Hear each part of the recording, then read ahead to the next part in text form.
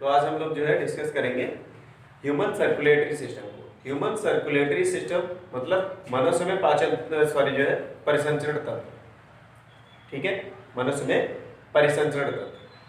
तो देखते हैं परिसंचरण तंत्र में पहली बात तो है क्या, बॉडी फ्लूइड एंड सर्कुलेशन, इस नाम से जो है चैप्टर दिया है फर्स्ट ईयर में 11th में। तो बॉडी फ्लूइड का मतलब क्या होता है? बॉडी फ्लूइड मतलब देह तरल, या देह में कौन कौन से तरल होते हैं, शरीर में कौन कौन से फ्लूइड पाए जाते हैं। तो एक तो जैसे ब्लड है, तो ब्लड को सर्कुलेट करने के लिए एक सर्कुलेटरी सिस्टम की आवश्यकता होगी, जिसे हम ब्लड सर्कुलेटरी सिस्टम कहेंगे। क्या कहेंगे? ब्लड सर्कुलेटरी सिस्टम, ठीक है, ब्लड सर्कुलेटरी सिस्टम। अगला होता है लिम्फ। अगला क्या है? लिम्फ। लिम्फ के लिए lymph circulatory system, lymph circulatory system, ठीक है।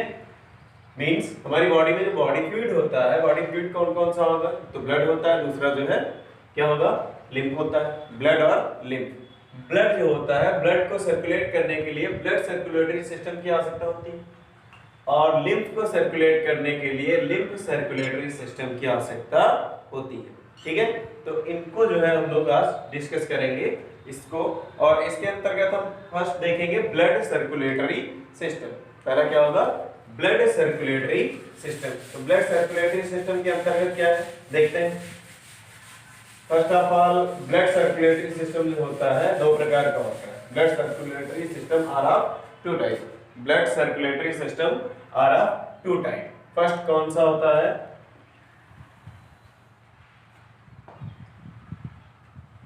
फर्स्ट क्या होगा?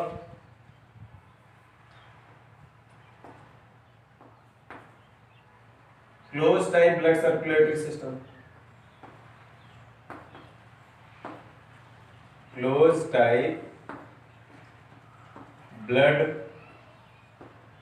Circulatory system.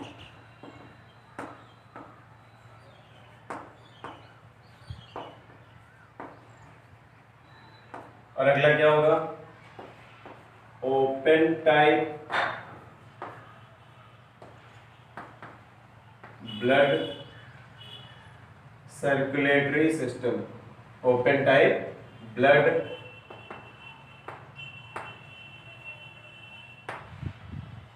सर्कुलेटरी सिस्टम, ठीक है। Open type blood circulatory system and close type blood circulatory system. ये क्या होता है? ओपन टाइप और क्लोज टाइप क्या होता है? ओपन टाइप का मतलब क्या होता है? जैसे जब कोई जैसे वाटर सप्लाई है, घरों में वाटर सप्लाई है, अगर पाइप के माध्यम से, पाइप के द्वारा अगर वाटर आता है, सप्लाई होती है, फिर जो है घर के सभी भागों में, या हम कह लें कि घर के जो है सभी पूरे घर में अगर वाटर सप्लाई है, तो अगर जो है पाइप के द्वारा है, पाइप के द्वारा है, तो उसे हम क्लोज टाइप वाटर सप्लाई कहेंगे। क्लोज टाइप क्योंकि बंद पाइप में बह रहा है पानी। पानी जो होता है वो बंद पाइप में बहता है। ओपन टाइप क्या होता है? जैसे कि कहीं से तालाब में है, या फिर टैंकर से आ रहा है, ठीक है, तो वो जो होता है वो ओपन टाइप होता है। ओपन टाइप और क्लोज टाइप सर्कुलेटरी। अब ब्लड सर्कुलेटरी सिस्टम की बात आती है यहाँ पर। ब्लड सर्कुलेशन, क्लोज टाइप और ओपन टाइप क्या होता है? तो ओपन टाइप और close type blood circulation system का मतलब होता है, क्लोज टाइप में होगा कि जो ब्लड होता है वो ब्लड वेसल्स में फ्लो होता है। ब्लड जो होगा वो ब्लड वेसल्स में फ्लो होता है। और ओपन टाइप में क्या होगा? ब्लड जो होता है वो हीमोसील में भरा हुआ होता है, और सभी आवश्यक अंग उसमें डूबे हुए होते हैं। सभी आवश्यक अंग उसमें डूबे हुए होते हैं। मतलब प्रत्येक कोशिका तक, या प्रत्येक कोशिका तक ब्लड जो होता है वो रुधिर वाहिनियों या ब्लड वेसल्स के द्वारा न जा करके एक हीमोसील होती है, गुहा होती है जिसे हम हीमोसील कहते हैं, उसी में भरा रहता है, और सभी आवश्यक अंग उसी में डूबे रहते हैं, ठीक है। लेकिन क्लोज टाइप में क्या होता है? जो बंद नलिकाओं के माध्यम से रुधिर पहुंचता है, बंद नलिकाओं के माध्यम से रुधिर पहुंचता है। तो ठीक है, देखिए ब्लड सप्लाई थ्रू वेसल्स, इसमें क्या होगा? Blood supply through vessels, first क्या होगा, ब्लड सप्लाई थ्रू वेसल्स, ठीक है, पहला पॉइंट। ब्लड सप्लाई किसके द्वारा होती है, वेसल्स के द्वारा होती है। दूसरा क्या होगा, blood not directly contact to tissues, ठीक है। इसमें क्या होगा, पहला फीचर क्या होता है, ब्लड सप्लाई होगी तो ब्लड वेसल्स मींस वेसल्स के द्वारा है, रुधिर वाहिनियों के द्वारा है, कुछ नलिकाओं के द्वारा जो है रुधिर का परिसंचरण होता है, पूरी बॉडी में पहुंचाया जाता है, ठीक है। अगला क्या होता है, blood not directly contact to tissues, मतलब ब्लड जो है डायरेक्टली या जो है हम कह लें कि डायरेक्टली जो है वो ऊतक के संपर्क में नहीं आता है, ठीक है। इसमें क्या होगा, जस्ट अपोजिट, ब्लड जो होगा वो हीमोसील में पाया जाएगा। ब्लड किसमें होगा, ब्लड हीमोसील में पाया जाएगा। Haemocoel, blood supply is open by haemocoel, blood supply is open by, पहला क्या होगा, blood supply is open by haemocoel, by haemocoel, ठीक है। हीमोसील के द्वारा जो होती है, हीमोसील मतलब क्या होता है, हीमोसील में जो है पहली बात तो बॉडी में जो होता है कि साइनस पाए जाते हैं, छोटे छोटे साइनस पाए जाते हैं, ठीक है। साइनस जो होते हैं, एक साइनस से दूसरे साइनस में ब्लड सप्लाई होती रहती है, एक साइनस से दूसरे साइनस में ब्लड जो होता है फ्लो होता रहता है, ठीक है। अगला जो होता है मतलब ब्लड कांटेक्ट विद टिश्यू, इसमें क्या है, blood not directly contact to tissues, इसमें होगा ब्लड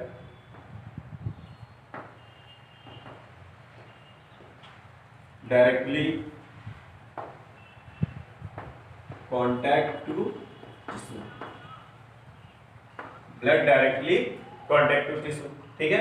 ये जो है इसमें रुधिर जो होता है वो ऊतकों के सीधे संपर्क में रहता है, रुधिर जो होगा वो ऊतक के सीधे संपर्क में रहता है। और इसमें क्या होता है, जैसे आपने देखा होगा कि सेल्स होती हैं, ठीक है, और सेल के पास जो है देखिए कोशिकाओं का समूह जो होता है वो ऊतक कहलाता है, कोशिकाओं का समूह ऊतक कहलाता है। तो माना कि ये कोई ऊतक है, उसके पास से कोई ब्लड वेसल जो होती है वो गुजर रही होती है। ब्लड वेसल जब वहां से पास से गुजरती है तो इसकी जो है महीन शाखाएं जो होंगी वो इसके बीच में पहुंचेंगी और जो है ये रुधिर को कोशिका तक ले जाने का कार्य करेंगी। अब कोशिका के पास तक रुधिर को ले जाएंगे, रुधिर पास में फ्लो होगा, ठीक है। तो ये जो होता है ये close type blood circulatory system कहलाता है। और इसमें क्या होता है, ब्लड जो होता है वो एक हीमोसील मतलब एक देहगुआ होती है, ठीक है, जिसमें हीमोसील, जिसे हीमोसील कहेंगे, उसमें रुधिर भरा रहता है और सभी आवश्यक अंग जो होते हैं उसमें डूबे रहते हैं, ठीक है। ये open type and close type blood circulatory system होता है। अब अगर हम सभी के फीचर्स देखें अलग अलग कि close type blood circulatory system के फीचर्स क्या होते हैं और open type blood circulatory system के फीचर्स क्या होते हैं, तो आइए हम लोग देखते हैं फिर उसको, ठीक है।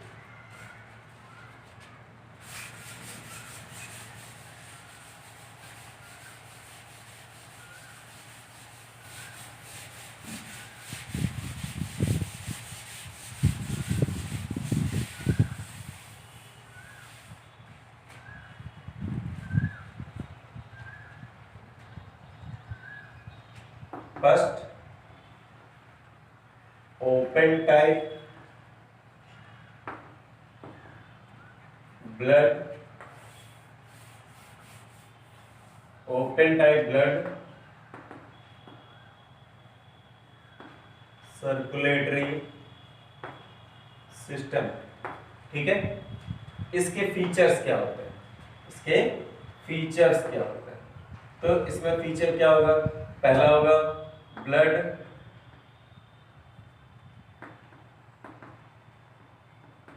Directly contact to tissues, blood directly contact to tissues, ठीक है, ये फर्स्ट होता है। इसके बाद होगा ब्लड प्रेशर जो होगा इसमें एब्सेंट होगा,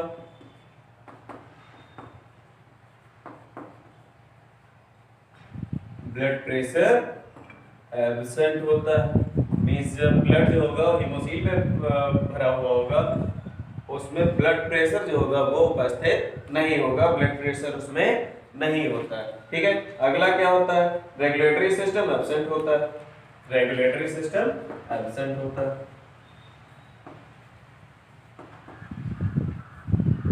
रेगुलेटरी सिस्टम एब्सेंट होता है, रेगुलेटरी सिस्टम जो होता है वो एब्सेंट होता है, ठीक है। रेगुलेटरी सिस्टम क्या होगा, एब्सेंट होगा। मतलब रेगुलेटरी सिस्टम का मतलब क्या होता है, मींस ब्लड को कहां से कहां तक पहुंचाना है, ये रेगुलेट करने के लिए जो होता है, जो सिस्टम होता है उसे हम रेगुलेटरी सिस्टम कहते हैं। मतलब ब्लड को किस भाग से किस भाग तक पहुंचाना है, कहां से कहां तक पहुंचाना है। तो इसमें जब close type blood circulatory system जो होता है उसमें जो है ये सिस्टम पाया जाता है रेगुलेटरी सिस्टम, बाकी इसमें जो होता है वो एब्सेंट होता है, ठीक है। Open type blood circulatory system में सर्कुलेटरी रेगुलेटरी सिस्टम जो होगा वो एब्सेंट होता है। अगला अगर हम फीचर्स देखते हैं इसके open type blood close type blood circulatory system के, close type blood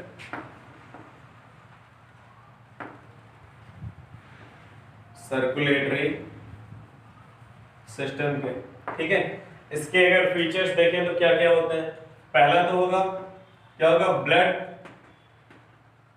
blood not directly contact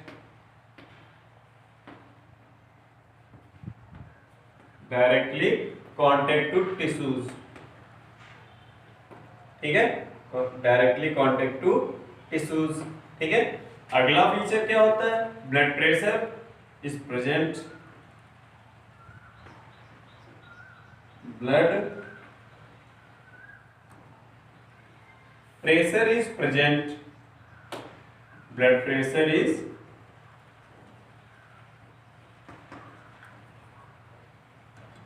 present, ठीक है। और अगला क्या होगा, रेगुलेटरी सिस्टम जो होगा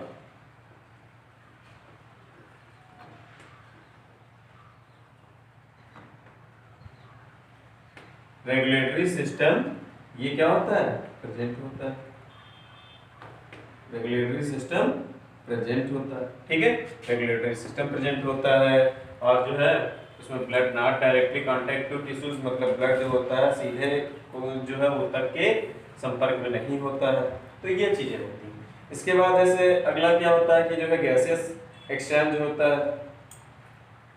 अगला क्या होगा फीचर, मैं यहाँ लिख दूं 4 gaseous exchange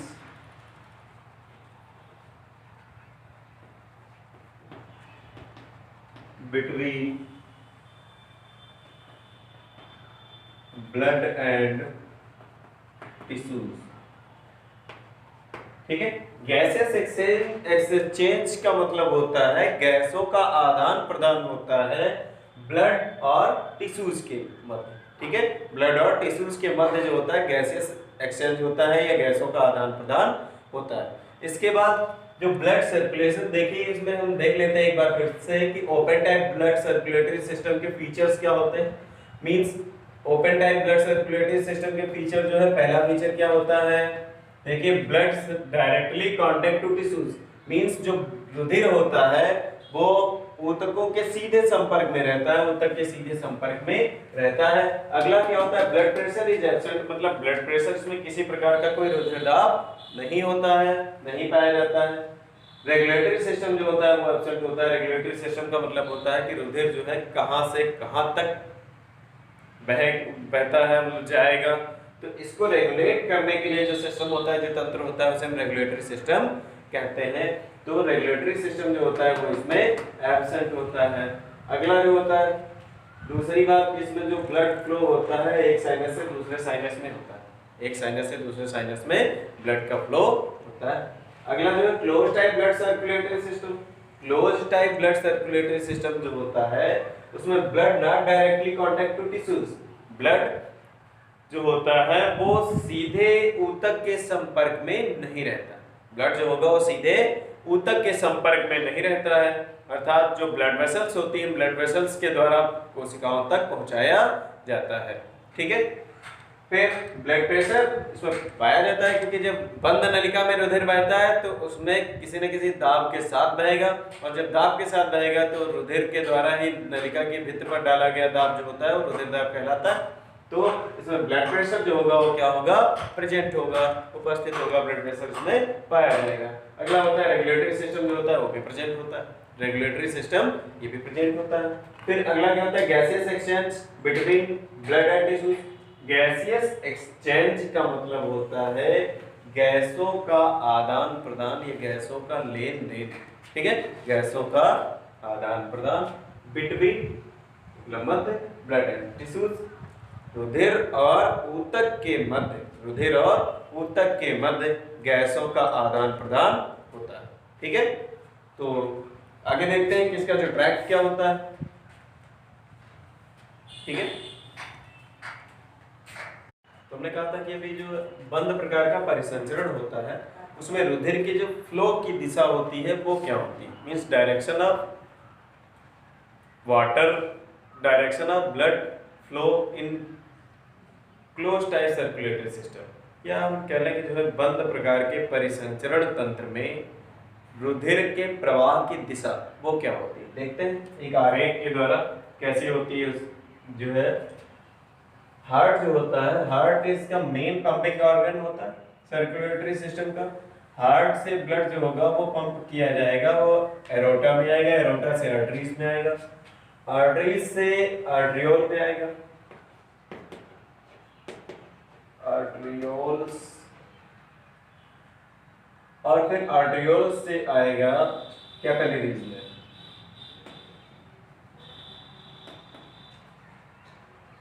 कैपिलरीज में, कैपिलरीज से कहाँ आएगा, कैपिलरीज से आता है वेन्यूल में,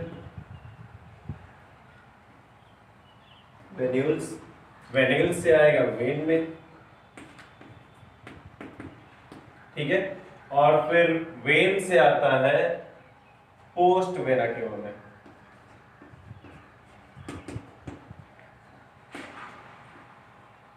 पोस्ट वेना केवा से सीधे फिर से जो है हार्ट में आ जाता है।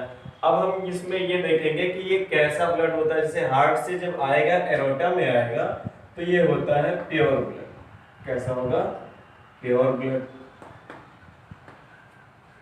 ये भी प्योर होगा, ये भी प्योर ब्लड होगा, ये भी प्योर ब्लड होगा। अब यहाँ पर क्या होगा कि कैपिलरीज से, कैपिलरीज जो है वो जाएंगी कहाँ, ऑर्गन में। कहाँ जाएंगी, ऑर्गन्स में। कैपिलरीज जो है ब्लड को लेकर के ऑर्गन्स में जाएंगी, ऑर्गन से फिर आएगा वेन्यूल के द्वारा जो है कैपिलरीज से होता हुआ वेन्स में। तो यहाँ पर जब ऑर्गन्स में जाएगा तो ऑर्गन्स में जाएगा तो देखिए यहाँ पर अभी तक प्योर ब्लड आ रहा है। अब ये जो ब्लड होगा ये कैसा होगा, ये तो अभी इसमें प्योर जाएगा, यहाँ से कैसा निकलेगा, इम्प्योर निकलता है। अब ये प्योर जाता है ब्लड और इम्प्योर कैसे निकलता है, मतलब जैसे कोशिकाओं में हमने पढ़ा है कि रुधिर के कार्य क्या होते हैं, तो रुधिर का एक कार्य ये भी होता है कि जो कोशिकाओं तक फूड को पहुंचाने का काम करता है, सर्कुलेट करता है फूड को। ठीक, और दूसरा क्या होता है कि ये ऑक्सीजन को भी प्रत्येक कोशिका तक ले जाने का कार्य करता है। जब कोशिका ऑर्गन्स है, कोई ऑर्गन है तो ये टिश्यूज का बना होगा। टिश्यूज जो होते हैं, टिश्यूज क्या होते हैं, ग्रुप ऑफ सेल। टिश्यूज क्या कहलाते हैं, ग्रुप ऑफ सेल, मतलब कोशिकाओं का समूह है और प्रत्येक कोशिका तक रुधिर के द्वारा भोजन भी पहुंचता है ग्लूकोज के फॉर्म में, C6H12O6 ये ग्लूकोज के फॉर्म में पहुंचेगा और ऑक्सीजन भी जाएगी। ठीक है, जब वहां पर भोजन का ऑक्सीकरण होगा या ग्लूकोज का ऑक्सीकरण होगा तो क्या बनेगा, 6CO2 plus 6H2O plus 673 kilo calorie energy, 673 kilo calorie energy. ठीक है, ये इतना बनेगा। ये रिएक्शन क्रिया ये होगी, देखिए ये जब ग्लूकोज के एक अणु का ऑक्सीकरण होगा कोशिका के अंदर, तो कोशिका में CO2 भी बनेगी, जल भी बनेगा और एनर्जी। तो ये जो एनर्जी होती है ये जैविक क्रिया को करने के लिए यूज में ले ली जाएगी। जल जो होगा उसके कोशिका द्रव्य में मिलेगा। ठीक है, और जो CO2 होती है तो CO2 कोशिका में आएगी। अब देखिए यहां से प्योर और इम्प्योर ब्लड है क्या। फर्स्ट ऑफ ऑल हम ये देखेंगे कि प्योर ब्लड क्या है और इम्प्योर ब्लड क्या है। तो प्योर ब्लड जो होता है, प्योर ब्लड क्या होता है, means excess amount of O2 is present. ठीक है, ऑक्सीजन जो होता है अधिक मात्रा में उपस्थित होती है। ऑक्सीजन गैस जो है वो उसमें अधिक मात्रा में उपस्थित होती है। अगला क्या होगा, इम्प्योर ब्लड का मतलब क्या होता है, इम्प्योर ब्लड, इसमें CO2 उपस्थित होती है। ऐसा रुधिर जिसमें CO2 की अधिकता होती है उसे ये इम्प्योर कहेंगे, और जिसमें O2 की अधिकता होती है उसे प्योर कहते हैं। ठीक है, एक चीज और, प्योर को हम ऑक्सीजनेटेड ब्लड भी कहते हैं, ऑक्सीजनेटेड ब्लड भी कहते हैं प्योर ब्लड को। प्योर ब्लड को ऑक्सीजनेटेड ब्लड कहेंगे और इम्प्योर ब्लड को डीऑक्सीजनेटेड ब्लड भी कहा जाता है। ठीक, हमें मेन चीज ये जाननी है कि प्योर ब्लड और इम्प्योर ब्लड क्या होता है। प्योर ब्लड मतलब ऐसा ब्लड जिसमें O2 की अधिकता होती है, ऐसा ब्लड जिसमें O2 की अधिकता होती है उसे हम प्योर ब्लड कहते हैं। तो ये जो होगा ये O2 को लाएगा, ऑर्गन्स की सेल्स तक पहुंचाएगा। सेल में जब O2 पहुंचेगी तो वो भोजन भी पहुंचा है। अब ये क्रिया होगी, उसमें CO2 बनेगी, तो यहाँ की कोशिकाओं में क्या होगी, CO2 बनेगी। अब इन्हीं कैपिलरीज में जो उपस्थित ब्लड है वो कोशिका से CO2 उस ब्लड में विसरित हो जाएगी, और जो O2 होगी वो इस कोशिका में विसरित हो जाएगी। ब्लड की जो O2 होगी वो कोशिका में आएगी, कोशिका से CO2 जो होगी उस ब्लड में आ जाएगी, और यही ब्लड पूरी कैपिलरी से होता हुआ, कैपिलरी जो होती है ये यूनाइट होकर के वेन्यूल बनाती, कैपिलरी जो होती हैं यूनाइट होकर के वेन्यूल बनाती हैं। तो ये यही अभी इसमें आ रहा था प्योर ब्लड, मींस इसमें ऑक्सीजन पाई जा रही थी, अब इसमें मिल गई कार्बन डाइऑक्साइड, तो ये ब्लड कैसा हो गया, इम्प्योर हो गया, अशुद्ध हो गया या डीऑक्सीजनेटेड हो गया। अब ये इम्प्योर ब्लड आएगा, कैसा होगा, इम्प्योर ब्लड होगा। ठीक है, इम्प्योर ब्लड आगे की ओर बढ़ता रहेगा, वेन्यूल से वेन में आएगा, वेन से फिर जो है पोस्ट वेना की ओर में जाएगा इम्प्योर ब्लड, फिर पोस्ट वेना की ओर से हार्ट में जाएगा, हार्ट में पहुंचेगा, हार्ट के जो है दाएं एलिन में, दाएं एलिन से दाएं नीले में, दाएं नीले से फिर कहां जाएगा, ये लंग्स में, हार्ट से लंग्स में पंप कर दिया जाएगा, और लंग्स में ये जाएगा इम्प्योर, और लंग्स से निकलकर हार्ट में पहुंचेगा कैसा, प्योर ब्लड। क्योंकि लंग्स में जो हम सांस क्रिया के द्वारा ऑक्सीजन को ग्रहण करेंगे, यही ऑक्सीजन लंग्स में पहुंचने वाले रुधिर में पहुंच जाएगी, और वहां से उस रुधिर की CO2 जो होगी वो आइकोस की वायु में आ जाएगी, जिससे ब्लड कैसा हो जाएगा, फिर से प्योर हो जाएगा, और फिर हार्ट से एरोटा में फिर से जो है प्योर ब्लड आएगा, प्योर ब्लड फिर आर्टरीज में, फिर आर्ट्रियोल्स में, फिर कैपिलरीज में, फिर सेम प्रोसेस, यही ऑक्सीजन जो है उस कोशिका में जाएगी, वहां भोजन का ऑक्सीकरण होगा, बनी हुई CO2 जो होगी वो इस रुधिर में आ जाएगी, फिर ब्लड जो होगा इम्प्योर हो जाएगा, और ये क्रम कंटिन्यू चलता रहता है। ठीक है, तो ये जो होती है close type blood circulatory system में ब्लड के सर्कुलेशन की डायरेक्शन होती है। ठीक है, कि किस दिशा में या जो है ब्लड के फ्लो होने की दिशा ये कैसी होती है, ये हम लोग जो है आरेख के द्वारा यहाँ पर देख रहे हैं। आगे फिर से इसको हम जो है डील करेंगे, और इसके बाद आएगा blood circulatory system. Blood circulatory system हम लोग पढ़ते हैं, देखिए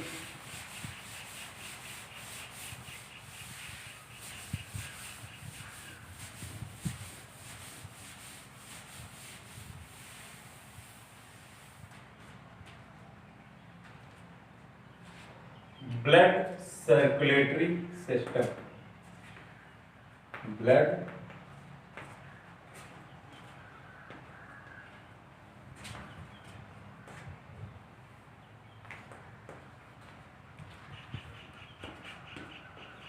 ठीक है, blood circulatory system.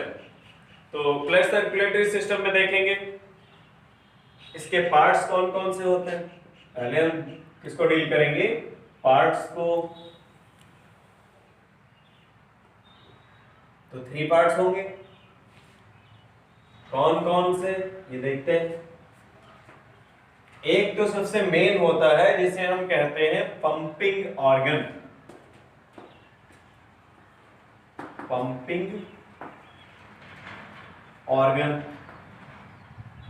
Pumping organ, ठीक है। दूसरा क्या होता है, दूसरा जो होगा वो मीडियम कहलाता है। दूसरा क्या होगा, मीडियम।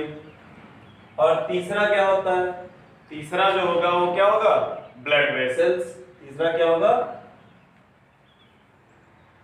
वेसल्स, ठीक है। तीसरा जो होता है वो ब्लड वेसल्स होता है। पहला होगा पंपिंग ऑर्गन, दूसरा मीडियम, तीसरा ब्लड वेसल्स। तो पंपिंग ऑर्गन क्या होता है, पंपिंग ऑर्गन हम किसे कहेंगे, पंपिंग ऑर्गन जो होता है उसे हम हार्ट कहेंगे। पंपिंग ऑर्गन क्या होता है, हार्ट होता है। मीडियम में देखिए 2 तरह का तरल होता है, एक तो ब्लड होगा, दूसरा लिम्फ होगा, ब्लड होगा और लिम्फ होगा। और तीसरा जो होता है वो क्या होता है, वेसल्स। वेसल्स जो होती है कौन कौन सी होती है, देखिए पहली जो होती है आर्टरीज, आर्टरीज, दूसरी वेन्स, तीसरी कैपिलरीज, ठीक है।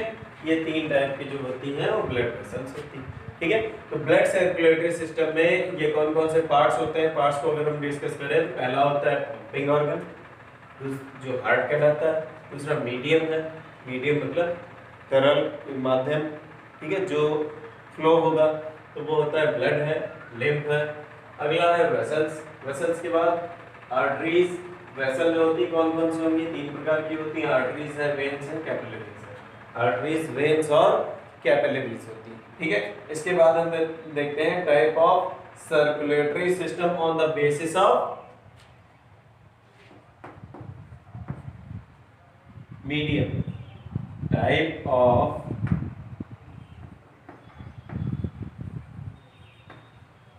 circulatory system on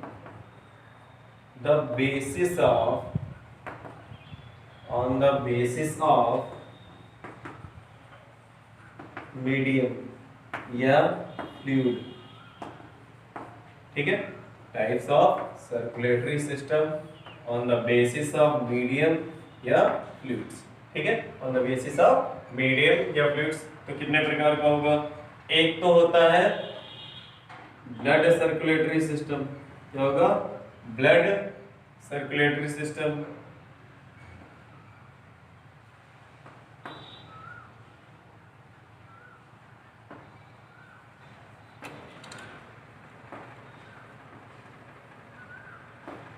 और दूसरा लिम्फ सर्कुलेटरी सिस्टम, ठीक है। ये दो होगा। ब्लड सर्कुलेटरी सिस्टम जो होगा तो इसमें हम पहले देखेंगे ब्लड प्लाज्मा। पहला क्या होगा, ब्लड प्लाज्मा, और दूसरा होगा ब्लड कॉर्पस्कल्स, ब्लड प्लाज्मा, और दूसरा क्या होगा, ब्लड कॉर्पस्कल्स। ब्लड प्लाज्मा और ब्लड कॉर्पस्कल्स होता है। अगला लिम्फेटिक सर्कुलेटरी सिस्टम होगा, लिम्फेटिक सर्कुलेटरी सिस्टम। ये ब्लड सर्कुलेटरी सिस्टम हुआ, और दूसरा है लिम्फ सर्कुलेटरी सिस्टम। इसमें क्या होगा, इसमें देखो एक तो होगा लिम्फ और दूसरा होगा लिम्फ वेन, लिम्फ और लिम्फ वेन, ठीक है, या फिर हम कर लें लिम्फ वेसल्स, लिम्फ वेसल्स, ठीक है। तो ये चीजें जो है इसके अंतर्गत आती हैं। और अगला जो होता है, जैसे अब हम पढ़ेंगे सीधे जो है ब्लड सर्कुलेटरी सिस्टम, देखते हैं। तो ठीक है, अब हम डील करेंगे ब्लड को, ठीक है। तो ब्लड देखिए, ब्लड रुधिर, पहले तो इसके बारे में हम थोड़ी सामान्य जानकारी देखेंगे क्या होती है। एक तो होता है कलर इसका, ठीक है। कलर जो होता है वो क्या होता है, कलर होता है रेड। रेड कलर तो होता है, लेकिन किस कारण से होता है? Due to presence of haemoglobin, due to presence of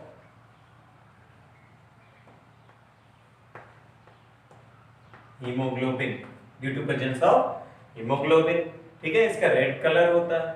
अगला इसका पीएच क्या होगा, पीएच मान क्या होता है? पीएच जो होगा वो क्या होता है, 7.4 होता है। ये जो होता है वो 7.4, ठीक है। मींस इसका मीडियम कैसा होगा, बेसिक होगा। कैसा होगा, बेसिक, या हम कह लें इसको हिंदी में क्षारीय माध्यम होता है, ठीक है। कैसा होगा, क्षारीय माध्यम होता है। और फिर स्पेसिफिक ग्रेविटी अगर इसकी देखी जाए, स्पेसिफिक ग्रेविटी क्या होती है? Specific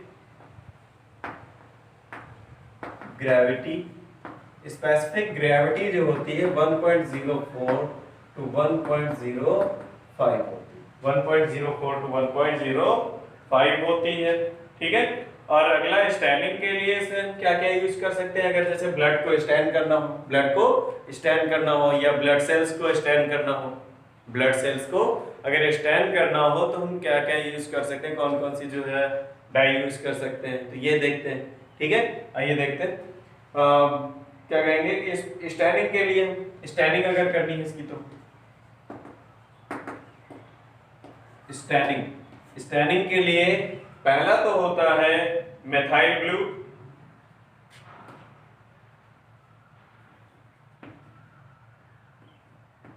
methyl blue. अगला है ब्राइन डाइज, ब्राइन डाइज, और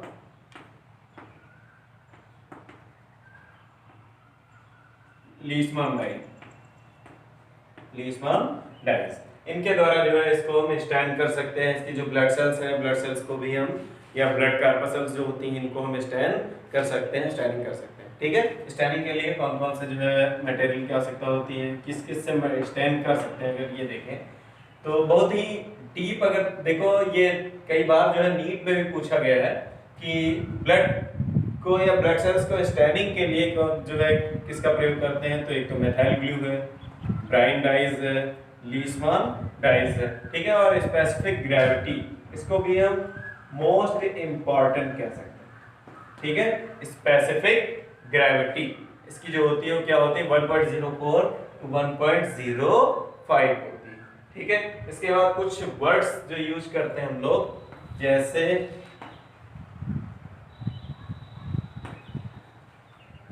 हेमेटोलॉजी, एक होता है सीरोलॉजी, हेमेटोलॉजी और सीरोलॉजी। हेमेटोलॉजी क्या होता है और सीरोलॉजी क्या होता है, ठीक है। और एक एंजियोलॉजी होता है, एंजियोलॉजी, ठीक है। तो एंजियोलॉजी क्या है, study of circulatory system, study of circulatory system, ठीक है। इसे हम क्या कहेंगे, एंजियोलॉजी कहते हैं। Serology, study of serum. अच्छा, सीरम क्या होता है? जो ब्लड होता है, ब्लड का वो पार्ट जिसमें सबसे ज्यादा WBCs प्रेजेंट होती हैं, RBCs उसमें एब्सेंट हो।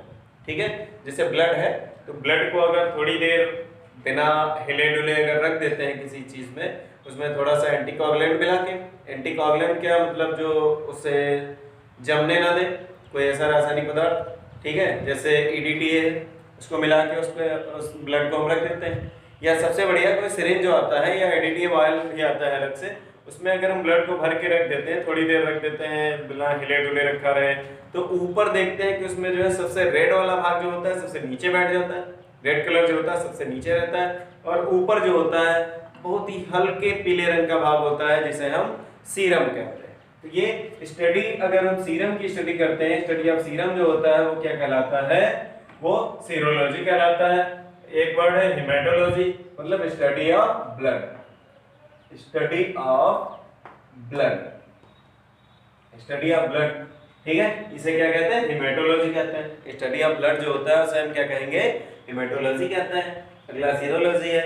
सीरोलॉजी मतलब स्टडी ऑफ सीरम, ठीक। एंजियोलॉजी का मतलब होता है, एंजियोलॉजी टर्म जो होता है किसके लिए यूज करते हैं? Angiology term is used for study of circulatory system, study of circulatory system, या हम कह ले परिसंचरण तंत्र का अध्ययन करने को हम एंजियोलॉजी कहते हैं। ठीक है, परिसंचरण तंत्र का अध्ययन करने को एंजियोलॉजी कहते हैं।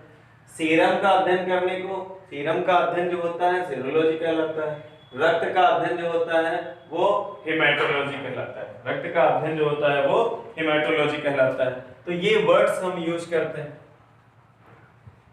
ठीक है, नॉर्मली ये वर्ड्स यूज किए जाते हैं, जैसे हेमेटोलॉजी है, सीरोलॉजी है, एंजियोलॉजी है, तो किसका क्या मतलब होता है ये चीज, ठीक है ये।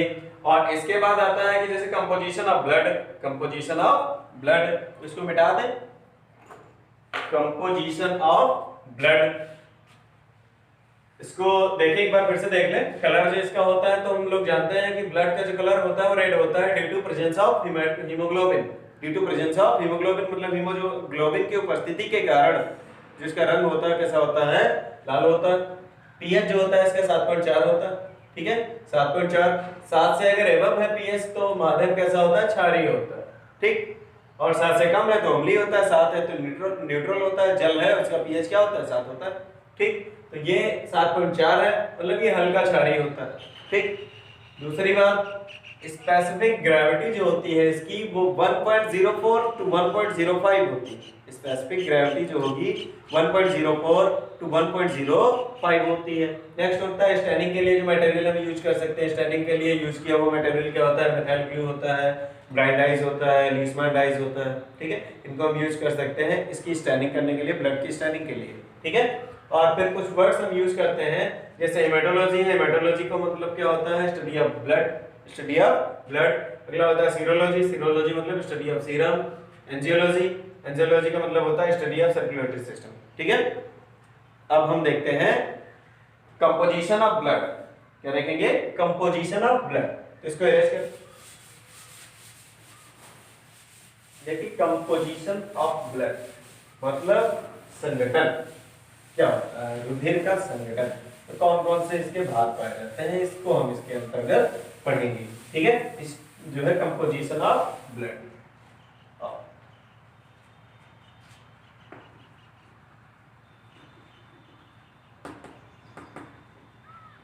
कंपोजिशन ऑफ ब्लड, ठीक, कंपोजिशन ऑफ ब्लड। चलो तो कंपोजिशन ऑफ ब्लड जो है ये देखते हैं इसमें क्या क्या होता है, कौन कौन से पार्ट्स होते हैं।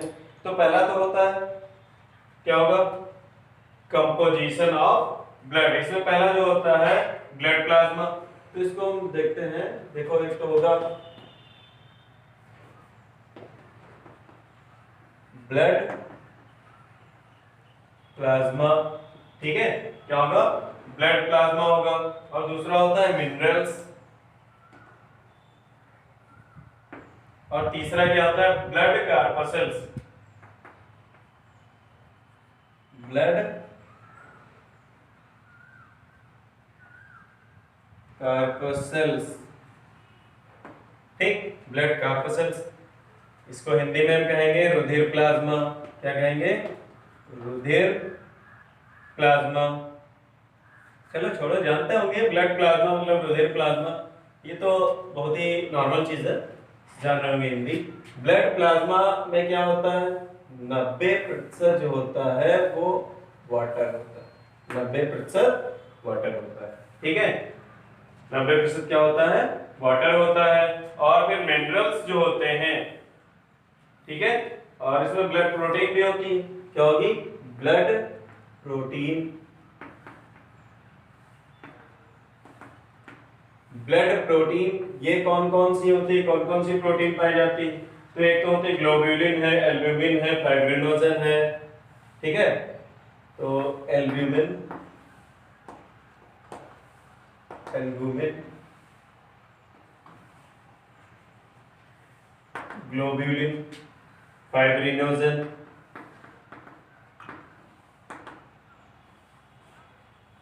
फाइब्रिनोजन, ठीक है, और प्रोथ्रोम्बिन। ठीक है, प्रोथ्रोम्बिन। ठीक है, तो ये प्रोटीन्स जो होती हैं वो अवेलेबल होती हैं, इन्हें हम ब्लड प्रोटीन्स कहते हैं, रुधिर में पाई जाने वाली प्रोटीन्स होती हैं। एक तो होगी एल्ब्यूमिन होगी, दूसरी जो होती है वो ग्लोब्यूलिन होती है, फिर ये फाइब्रिनोजन है और प्रोथ्रोम्बिन होती है। ठीक है, ये प्रोटीन्स पाई जाती हैं ब्लड में। और फिर इसके बाद मिनरल्स जो होते हैं ये ऑर्गेनिक और इनऑर्गेनिक दो टाइप के होंगे, ऑर्गेनिक और inorganic, organic and inorganic minerals जो होते हैं। तो इनऑर्गेनिक मिनरल्स और ऑर्गेनिक में क्या होता है? ऑर्गेनिक में आएंगे कौन कौन से होंगे? Na, K, Fe2+ means dication, Fe है। ठीक है, इनऑर्गेनिक जो मिनरल्स होते हैं, इनऑर्गेनिक में क्या होगा? अमीनो एसिड है, लिपिड है,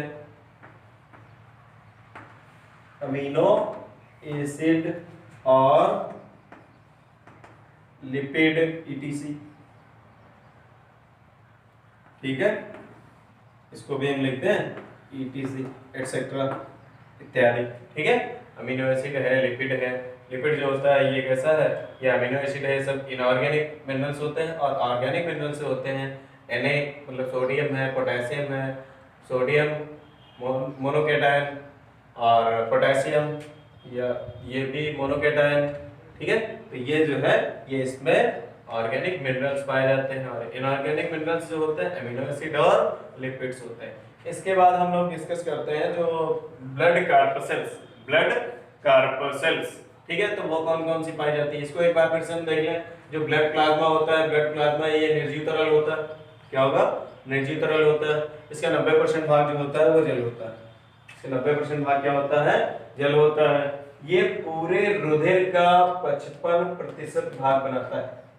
ठीक है, पूरे रुधिर का 55% भाग बनाता है। प्लाज्मा जो होता है पूरे रुधिर का 55% भाग बनाता है। ठीक है, और फिर देखते हैं इसमें कार्पसेल्स। कार्पसेल्स मतलब ब्लड कार्पसेल्स कह लो या रुधिर कणिकाएं। तो रुधिर कणिकाएं कौन कौन सी पाई जाती हैं? ये देखिए,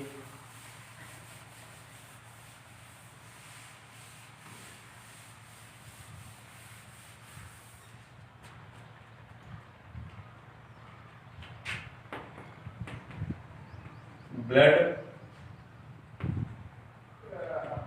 कार्पसेल्स,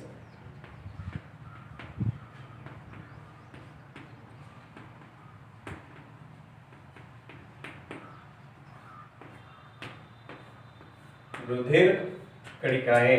ठीक है, ब्लड कार्पसेल्स ये कौन कौन सी होती और देखते हैं। पहली तो होंगी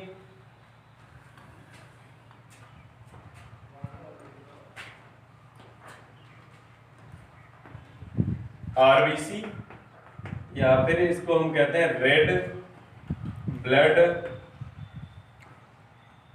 कार्पसेल्स। डब्ल्यूबीसी मतलब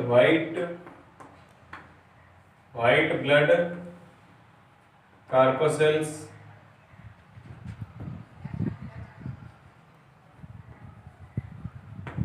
फिर अगला प्लेटलेट्स।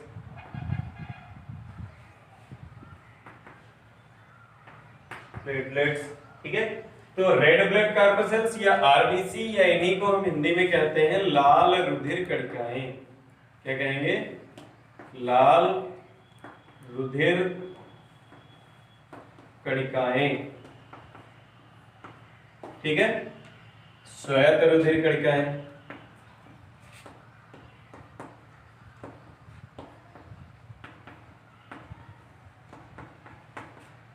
श्वेत रुधिर कणिकाएं, और ये प्लेटलेट्स।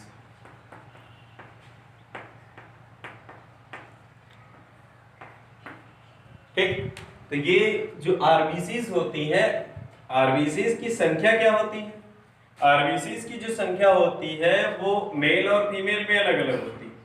अगर मेल में देखा जाए और फीमेल में, तो इनकी संख्या जो होती है वो अलग अलग होती है। मेल में आरबीसीज की संख्या क्या होती है? मेल में आरबीसीज की संख्या होगी 50 लाख से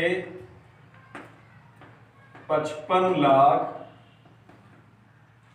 पर ml³ प्रति घन मिलीलीटर, ठीक है। और जो फीमेल में होती है, फीमेल में इनकी संख्या क्या होती है? 45 से 50 लाख प्रति ml³, ठीक है। ये मेल और फीमेल में इनकी नंबर जो होती है, नंबर ऑफ आरबीसी जो होती है वो डिफर होती, अलग अलग होती है। मेल में अधिक होता है, फीमेल में जो है कम होती है, ठीक है। इनका जीवन काल जो होता है, जीवन काल जो होगा वो कितना होता है? जीवन काल 120 दिन होता है। जीवन काल क्या होगा? 120 दिन होता है, ठीक। श्वेत रुधिर कणिकाएं जो होती हैं, इनकी संख्या कितनी होती है? इनकी संख्या होती है 6000 से 10000 पर ml³ प्रति घन मिलीलीटर। 6000 से 10000 प्रति घन मिलीलीटर इनकी संख्या होती है। इनका जो जीवन काल होता है 1 से 4 दिन होता है। इनका जो जीवन काल होगा वो 1 से 4 दिन का होता है। इन्हें प्रहरी कोशिका कहते हैं। प्रहरी या रक्षक या सैनिक कोशिकाएं कहते हैं, ठीक। इन्हें हम प्रहरी कोशिका, रक्षक कोशिका या सैनिक कोशिकाएं कहते हैं। प्रहरी कोशिकाएं भी कहेंगे, रक्षक कोशिकाएं, सैनिक कोशिकाएं, तीनों का एक सेंस होता है लगभग, ठीक।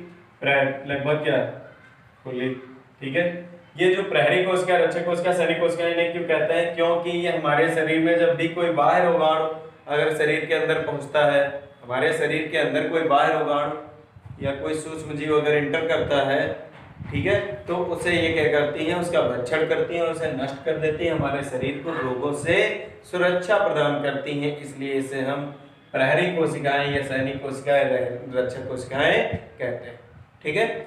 अगला प्लेटलेट्स। प्लेटलेट्स की संख्या क्या होती है? Number of platelets 1.5 lakhs to 4.5 lakhs पर ml³, पर ml³, ठीक है। 1.5 लाख to 4.5 लाख पर ml³ होती है, ठीक। इनकी ये संख्या होती है। इनका एक काम और होता है, इनका काम ये होता है कि रुधिर को, अगर इनकी संख्या जैसे 1.5 लाख से 4.5 लाख के बीच में है, या हम कहें 1.5 लाख से 4.5 लाख के अगर बीच में है तो नॉर्मल रहती है। अगर 1.5 से घट जाती है, जब इनकी संख्या घट जाएगी तब भी प्रॉब्लम, बढ़ जाती है तब भी प्रॉब्लम। देखिए इनका पहली बात तो काम क्या होता है? ये रुधिर स्कंदन की क्रिया को जो है, प्रक्रिया जो होती है उसको रुधिर स्कंदन, या हम कह लेंगे रुधिर के जमने की क्रिया को नियंत्रित करने का काम करते हैं, ठीक है। रुधिर के जमने की क्रिया, अगर इनकी संख्या कम होगी, सामान्य से अगर कम हो जाती है इनकी संख्या, तो रुधिर के जमने की जो क्रिया होती है वो धीमी गति से होती है। और इनकी संख्या अगर सामान्य रहती है तो रुधिर के जमने की क्रिया सामान्य गति से होती है। अगर इनकी संख्या सामान्य से अधिक हो जाती है तो रुधिर के जमने की क्रिया जो होती है वो बहुत ही तीव्र होती है। जैसे जैसे क्या ये जैसे 4.5 होता है नॉर्मल, 4.5 किसी किसी प्रकाशन में 5 लाख लिखा होता है, जैसे 6 लाख 7 लाख हो गई पर ml3। तो फिर ब्लड जो होगा वो कैपिलरी ब्लड वेसल्स में बहते हुए ही जम जाएगा, ब्लड क्लॉटिंग हो जाएगी। ब्लड जब फ्लो नहीं होगा तो अंततः व्यक्ति की क्या हो जाएगी, मृत्यु हो सकती है। और जब ब्लड इनकी संख्या बहुत ही कम हो जाती है, 1.5 से घट जाती है, 10,000 है, 20,000 अगर आ गई, तो उस समय क्या होता है कि चोट लगने से, अगर जैसे चोट लग जाती है, थोड़ी सी इंजरी हो जाती है, इंजर्ड हो गए, तो इंजर्ड होने पर ये होता है कि ब्लड जो होता है क्लॉट होने की प्रोसेस जो होती है जल्दी नहीं हो पाती है। और जब ब्लड जल्दी से क्लॉटिंग नहीं होती है, तो जब ब्लड क्लॉट नहीं होगा तो अधिक से अधिक रुधिर जो है वो शरीर से बाहर निकल जाता है और रक्त हानि होती है। रक्त हानि होती है, जब अधिक रक्त हानि होगी क्योंकि जल्दी ब्लड जमेगा है नहीं, तो ब्लड ज़्यादा से ज़्यादा ब्लड लॉस होगा। इससे क्या हो जाती है, इससे भी अंततः व्यक्ति की मृत्यु हो सकती है। ठीक है, तो ये हम लोग जो है ब्लड की जो है कंपोजिशन हम देख रहे थे, कंपोजिशन ऑफ ब्लड। थैंक्स।